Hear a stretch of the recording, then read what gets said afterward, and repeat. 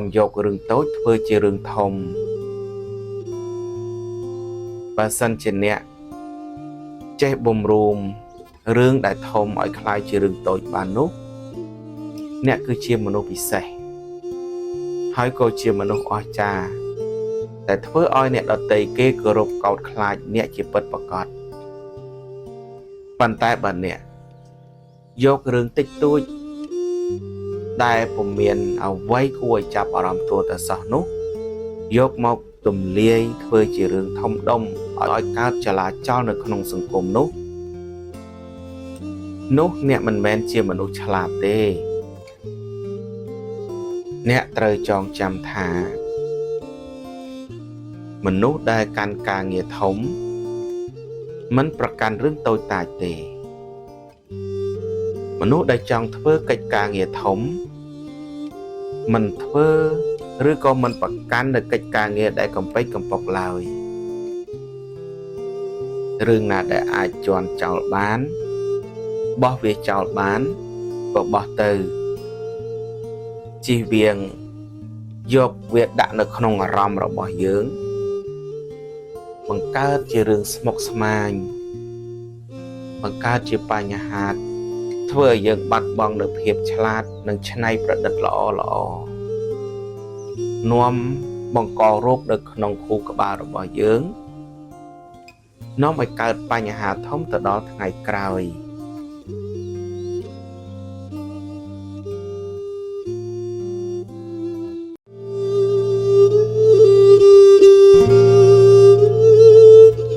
เรื่องราวอักระบอบเนี่ยดตีสมเนี่ยกำยกตัวปราบเนี่ยดตีบรรทอติดเอาเวียบรรจบตรำเนี่ยตือบาสันจะเนี่ยยกเรื่องอักระบอบเกแต่เนี่ยดังหรือก่อนเนี่ยจัดข้างระบอบคลูนบานในใยปราบหอยเนี่ยยกเรื่องอักระแต่งไรนุตัวปราบเนี่ยดตีบรรทอนุมนุษย์ได้อักระปัดประกอบมนุษย์ได้โคเคอปัดประกอบนุคือเจนเนี่ยหอยเนี่ยหนึ่งคล้ายแต่เจียบโกลักกระในขนมสายพนัยระบอบเนี่ยดตีหอยเนี่ยก็เล่นเมียนตุ่มนกจัดเอาไว้ติดได้สำหรับเนี่ยได้เกในยัยรึงตัวคลูนระบอบเกปีจำนวนเอาไว้จำเมียนระบอบเกปราบตะกันเนี่ยปาสันเจเนียเชี่ยมนุษย์บรรจบเรื่องใจสังขารเรื่องปีเวงอ้อยใครหอยจุยสำอาดในเรื่องอักระต่างลายแต่เนี่ยบานตะตูดังหรือหอยนุเนี่ยนังคลายแต่เชี่ยมนุษย์คลั่งนังคลายเชี่ยมนุษย์จิตตีกรบดอกอาจาบอมพดสำหรับมนุษย์ขนมโลกเป็นนุชีวิตระบอบเนี่ยนังรู้ในขนมเพียบสิกระไดทลายขนมรุ่งเรืองริจมรานจะไปเป็นในต่อเติม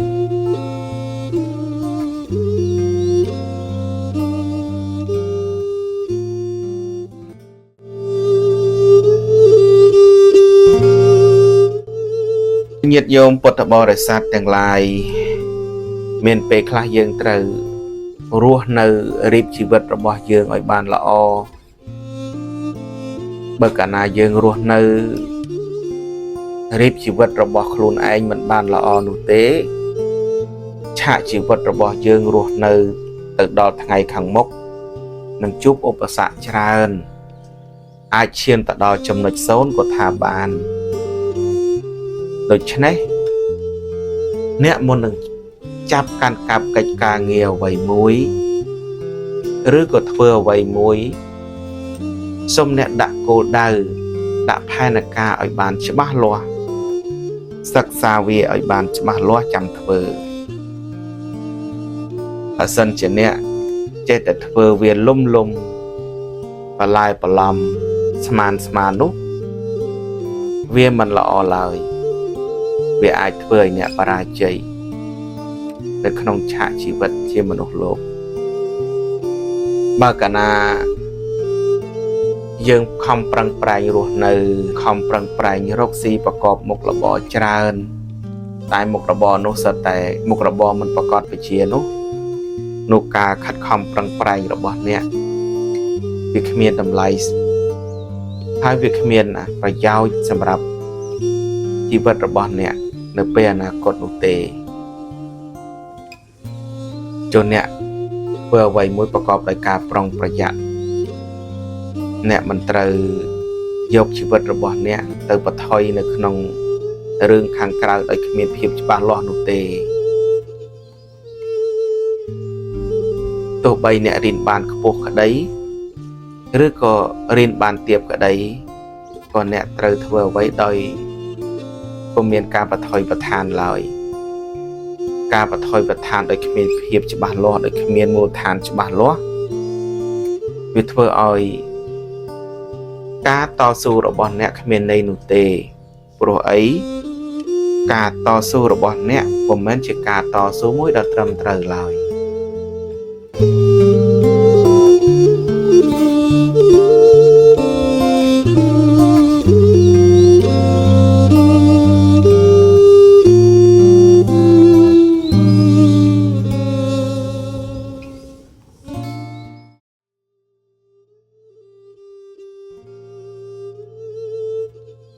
កុំយករឿងតូចធ្វើជារឿងធំបើសិនជាអ្នកចេះបំរុំរឿងដែលធំឲ្យคล้ายជារឿងតូចបាននោះអ្នកគឺជាមនុស្សពិសេសហើយក៏ជាមនុស្សអស្ចារ្យដែលធ្វើឲ្យអ្នកដទៃគេគោរពកោតខ្លាចអ្នកជាពិតប្រាកដប៉ុន្តែបើអ្នកយករឿងតិចតួចដែលពុំមានអ្វីគួរឲ្យចាប់អារម្មណ៍ទួតែសោះនោះយកមកទម្លាយធ្វើជារឿងធំដុំឲ្យកើតចលាចលនៅក្នុងសង្គមនោះអ្នកមិនមែនជាមនុស្សឆ្លាតទេអ្នកត្រូវចងចាំថាមនុស្សដែលកាន់ការងារធំមិនប្រកាន់រឿងតូចតាចទេមនុស្សដែលចង់ធ្វើកិច្ចការងារធំមិនធ្វើឬក៏មិនប្រកាន់នៅកិច្ចការងារដែលកំពេចកំពុកឡើយរឿងណាដែលអាចជន់ចោលបានបោះវាចោលបានក៏បោះទៅជិះវៀងយកវាដាក់នៅក្នុងអារម្មណ៍របស់យើងបង្កើតជារឿងស្មុគស្មាញបង្កើតជាបញ្ហាធ្វើឲ្យយើងបាត់បង់នូវភាពឆ្លាតនិងច្នៃប្រឌិតល្អនាំបង្ករោគនៅក្នុងខួរក្បាលរបស់យើងនាំឲ្យកើតបញ្ហាធំទៅដល់ថ្ងៃក្រោយ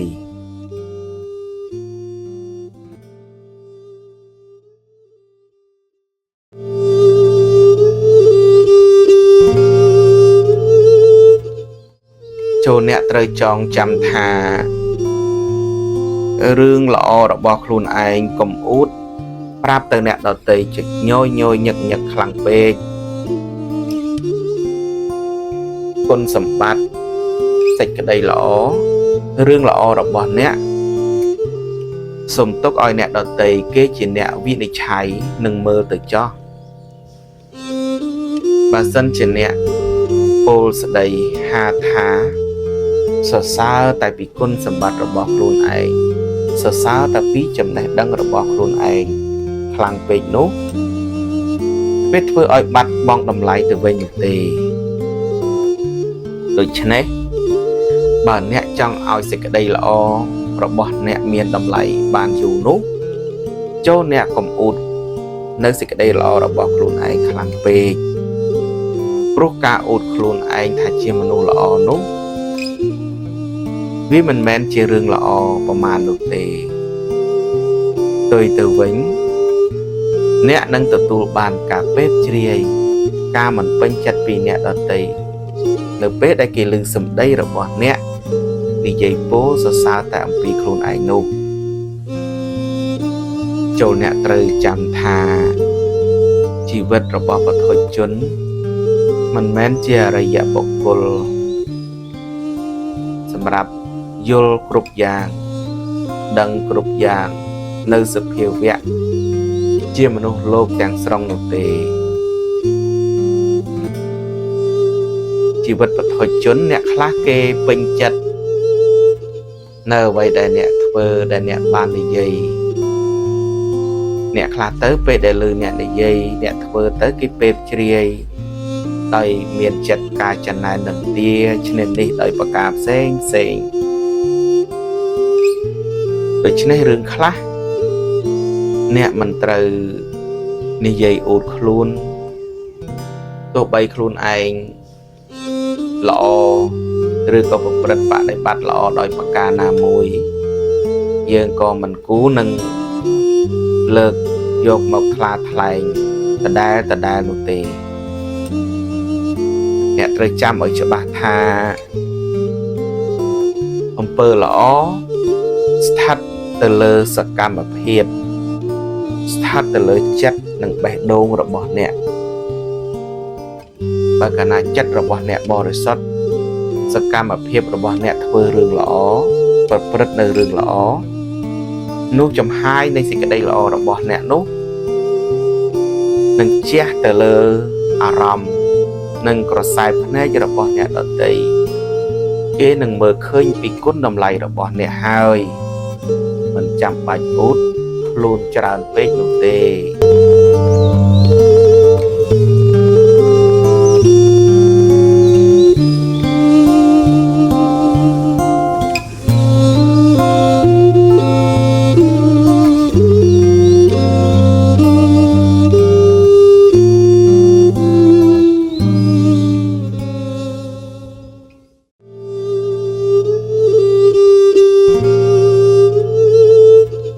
រឿងរ៉ាវអាក្រក់របស់អ្នកដទៃសូមអ្នកកុំយកទៅប្រាប់អ្នកដទៃបន្តទៀតអីឲ្យវាបញ្ចប់ត្រឹមអ្នកទៅបើសិនជាអ្នកយករឿងអាក្រក់របស់គេតែអ្នកដឹងឬក៏អ្នកចិត្តខាងរបស់ខ្លួនបាននិយាយប្រាប់ហើយអ្នកយករឿងអាក្រក់ទាំងឡាយនោះទៅប្រាប់អ្នកដទៃបន្តនោះមនុស្សដែលអាក្រក់ពិតប្រាកដមនុស្សដែលខូខើពិតប្រាកដនោះគឺជាអ្នកហើយអ្នកនឹងคล้ายទៅជាបុគ្គលអាក្រក់នៅក្នុងខ្សែភ្នែករបស់អ្នកដទៃហើយអ្នកក៏លែងមានទំនុកចិត្តអ្វីទៀតដែរសម្រាប់អ្នកដែលគេនិយាយរឿងតខ្លួនរបស់គេពីចំណុចអវិជ្ជមានរបស់គេប្រាប់ទៅកាន់អ្នកបើសិនជាអ្នកជាមនុស្សបញ្ចប់រឿង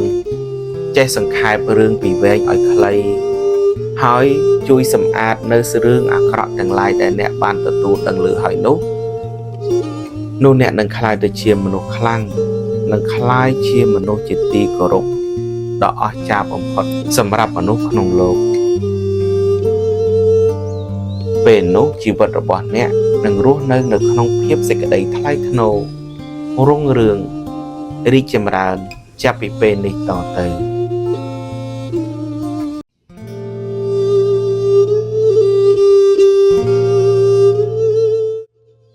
រឿងដែលអ្នកធ្វើមិនកើតសូមកុំសន្យា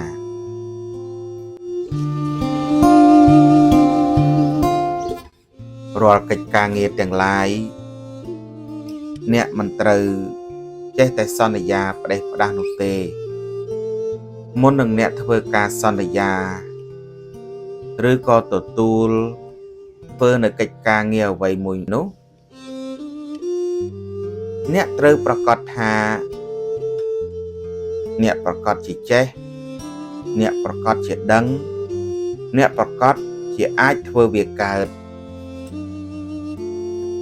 ព្រោះការងារខ្លះអ្នកមិនអាចមើលនឹងភ្នែកហើយប្រមាថវាថាជារឿងងាយស្រួលអ្នកអាចធ្វើបាននោះទេសូមអ្នកត្រូវចងចាំថាការមិនប្រមាថការងារគឺជារឿងមួយដ៏ឧត្តមឧត្តមណាស់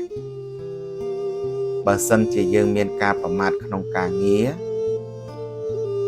នោះអ្នកអាចប្រឈមមុខនឹងអព្យុះសេរីគ្រប់យ៉ាងនៅក្នុងសង្គមជាពិសេសមនុស្សដែលរស់នៅជុំវិញខ្លួនរបស់អ្នក រាល់ការងារទាំងឡាយឯណាបើអ្នកពុំមានភាពច្បាស់លាស់នោះទេសូមកុំសន្យាអីបើសន្យាហើយអ្នកត្រូវតែធ្វើវាឲ្យកើតបើសិនជាអ្នកសន្យាហើយធ្វើមិនកើតអ្នកនឹងក្លាយទៅជាមនុស្សមួយដែលគេឈប់ជឿទុកចិត្តទៅលើអ្នកជារៀងរហូតសូមអនុមោទនា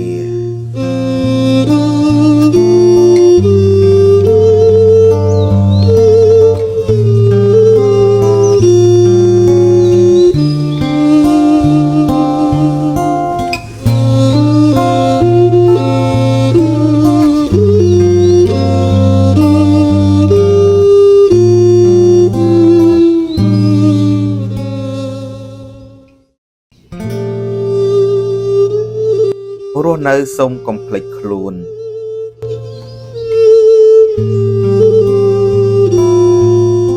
សត្វមរឹកសម្លឹងឃើញត្រឹមតែវាស្មៅដ៏ស្រស់ខ្ចីតែប៉ុណ្ណោះរីឯសត្វខ្លានិងតោមិនដែលភ្លេចហ្វូងមរឹកដែលកំពុងតែស៊ីស្មៅខ្ចីយ៉ាងសប្បាយនោះទេនេះគឺជាច្បាប់របស់ធម្មជាតិនៃជីវិតរបស់សត្វលោកដូច្នេះអ្នកត្រូវចងចាំថារស់នៅក៏មានការលិចសតិឲ្យសោះពុំដូច្នោះទេអ្នកនឹងធ្លាក់ចូលរណ្ដៅអវិជ័យនរកទាំងរស់ជាក់ជាមិនខាន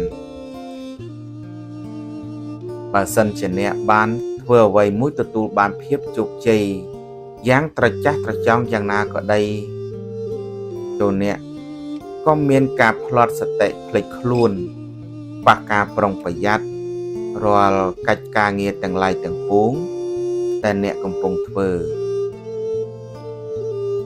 ព្រោះរឿងរ៉ាវគ្រប់យ៉ាងវានឹងអាចកើតឡើងទៅលើអ្នកគ្រប់ពេលបើសិនជាអ្នកមានការភ្លេចសតិ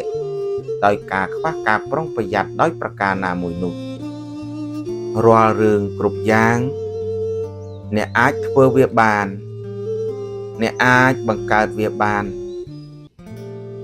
ហើយក៏វាអាចរលាយទៅវិញបានដោយសារតែអ្នកដែរដូច្នេះអ្នកត្រូវរស់ដោយការប្រុងប្រយ័ត្នធ្វើអ្វីមួយប្រកបដោយការប្រុងប្រយ័ត្នកុំឲ្យសតិអារម្មណ៍របស់អ្នកមានការរវើរវាយភ្លៀងភ្លាត់ភ្លេចខ្លួនទៅធ្វើរឿងអ្វីមួយដែលនាំគ្រោះដល់ខ្លួននោះឡើយព្រោះថារាល់អ្វីគ្រប់យ៉ាងដែលអ្នកបានសាមកហើយបើសិនជាវាបានរលាយបាត់បង់ទៅវិញនោះវាមិនងាយនឹងទទួលយកមកវិញបាននោះទេបើសិនជាអ្នកមានការប្រមាថដោយការផ្លាត់ភ្លាំងភ្លេចខ្លួននោះអ្វីអ្នកដែលមិនគួរភ្លេចហើយមិនគួរប្រមាថនោះគឺសេចក្តីស្លាប់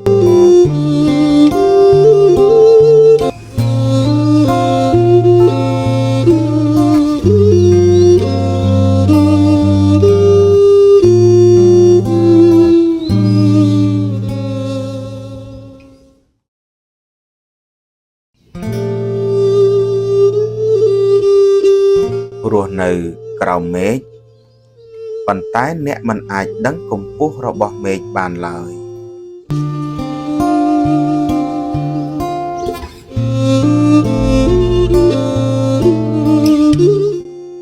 ចូលអ្នកត្រូវចងចាំថាអ្នករស់នៅត្រូវតែជាមនុស្សយល់ខុសយល់ត្រូវស្គាល់ខ្ពស់ស្គាល់ទាបអ្នកមិនមែនជាមនុស្សដែលចូលចិត្តវាយតម្លៃមនុស្សត្រឹមតែសម្បកក្រៅនោះទេហើយអ្នកត្រូវដឹងថាការរស់នៅក្នុងសង្គមបច្ចុប្បន្ននេះអ្នកពុំអាចប្រើនៅផ្នត់គំនិត ឬក៏ចំណេះដឹងឯណានៃមួយដើម្បីសម្រាប់យកទៅវាយប្រហារឬក៏ប្រមាថការពៀនទៅអ្នកដទៃបានឡើយ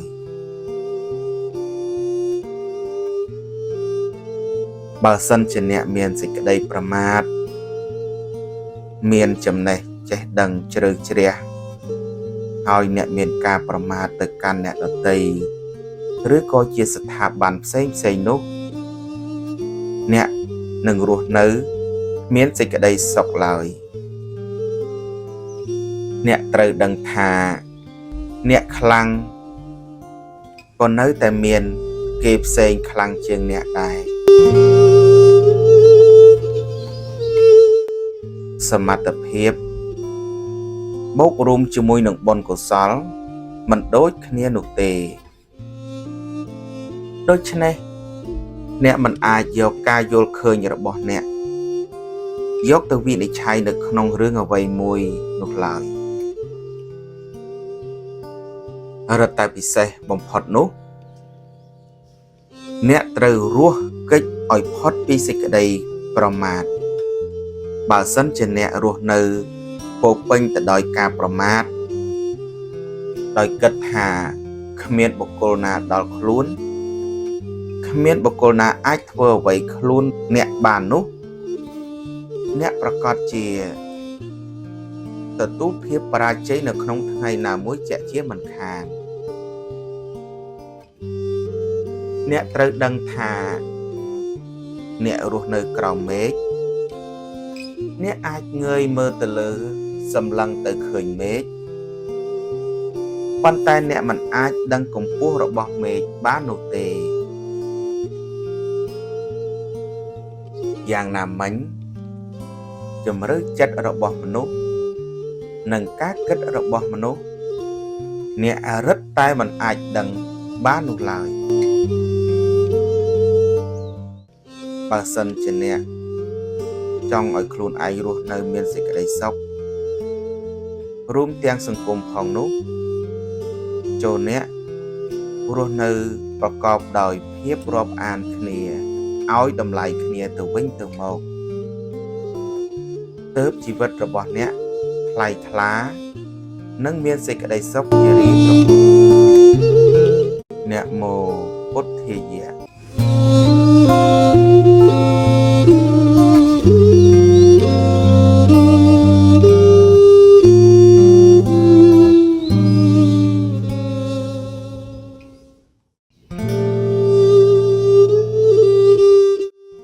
រឿងដែលប្រញាប់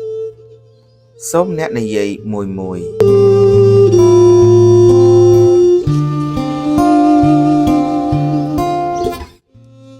មានរឿងដែលចាំបាច់ខ្លះអ្នកត្រូវនិយាយជាបន្ទាន់ប៉ុន្តែសូមអ្នកកុំនិយាយវាដោយមានភាពតក់កុហលនៅក្នុងផ្លូវចិត្តខ្លាំងពេកអីអ្នកត្រូវសម្រួលចិត្តរបស់អ្នកហើយគិតឲ្យបានល្អិតល្អន់មួយស្របក់សឹមនិយាយជាបន្តបើសិនជាអ្នកនិយាយចង់ឲ្យទាន់ហេតុការណ៍នោះហើយអ្នកពុំបានសិក្សាអំពីមូលដ្ឋាននៃសាច់រឿងនៃអង្គហេតុណាមួយដែលអ្នកត្រូវលើកប្រធានបទមកនិយាយនោះអ្នកអាចនឹងខ្វះចន្លោះព័ត៌មាន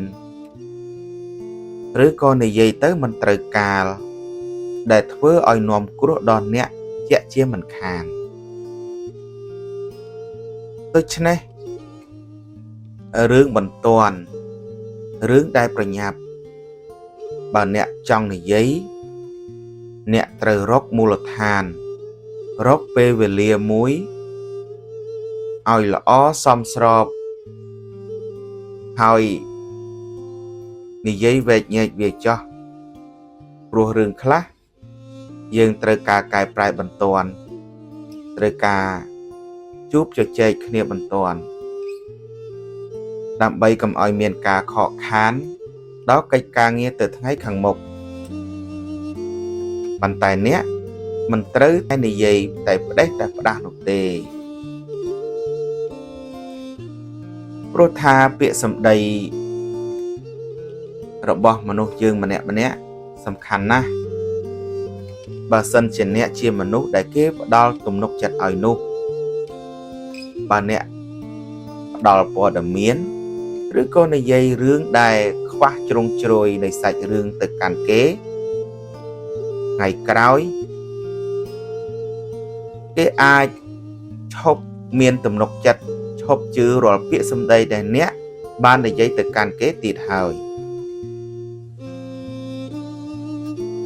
អ្នកត្រូវចងចាំសុភាសិតបុរាណលោកបានពោលថាអណ្ដាតជាអាចកន្លងបានសុខទុក្ខផងក៏ព្រោះតែអណ្ដាតសូមអនុមោទនា